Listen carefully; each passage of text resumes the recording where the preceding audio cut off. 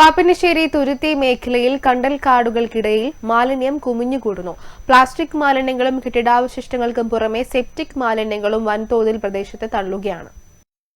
പ്രകൃതിയുടെ സന്തുലനാവസ്ഥ നിലനിർത്തുന്നതിൽ പ്രധാന പങ്കുവഹിക്കുന്നതാണ് കണ്ടൽ വനങ്ങൾ.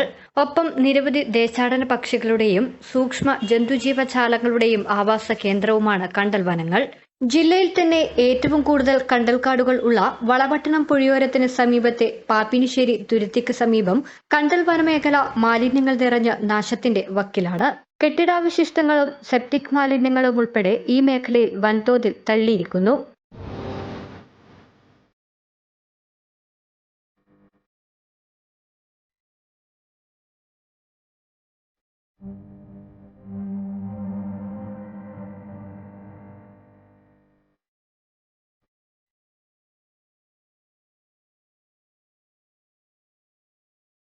ഇവിടെ നിന്നുമുള്ള ദുർഗന്ധം കിലോമീറ്ററുകളോളം എത്തുന്നതായും പ്രദേശവാസികൾ പറയുന്നു.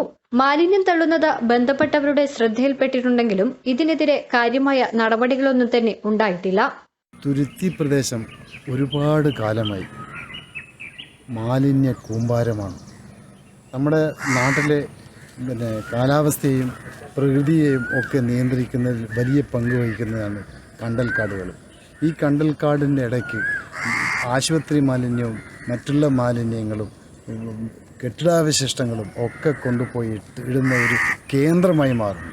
ഇത് അധികാരികൾക്ക് അറിയാത്തത് കൊണ്ടല്ല, എല്ലാവർക്കും ഇത് വർഷങ്ങളായിട്ട് നടക്കുന്ന സംഭവമാണ്. എന്നാലും എല്ലാവരും കണ്ണടക്കുകയാണ് ചെയ്യുന്നത്. ഈ സംഭവത്തിനെതിരെ ശക്തമായ ഒരു പ്രതിഷേധം പോലും പ്രകൃതി സ്നേഹികളെടുത്ത് പോലും ഉണ്ടാകുന്നില്ല എന്നുള്ളത് ഭയങ്കരമായ ഒരു സത്യമാണ്.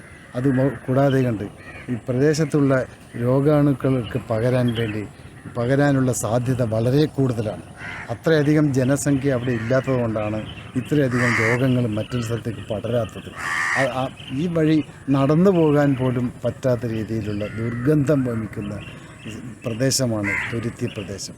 പൊതുസ്ഥലങ്ങളും പൊതുയിടങ്ങളും മാലിന്യമുക്തമാക്കുന്നതിനായി പഞ്ചായത്തിന്റെയും മറ്റും നേതൃത്വത്തിൽ നിരവധിയായ പ്രവർത്തനങ്ങൾ നടത്തുമ്പോൾ മറുവശത്ത് വൻതോതിൽ മാലിന്യ നിക്ഷേപം നടത്തുന്നവർക്കെതിരെ ശക്തമായ നടപടികൾ സ്വീകരിക്കണമെന്ന ആവശ്യവും ഉയരുകയാണ്. News bureau, Pappinisseri.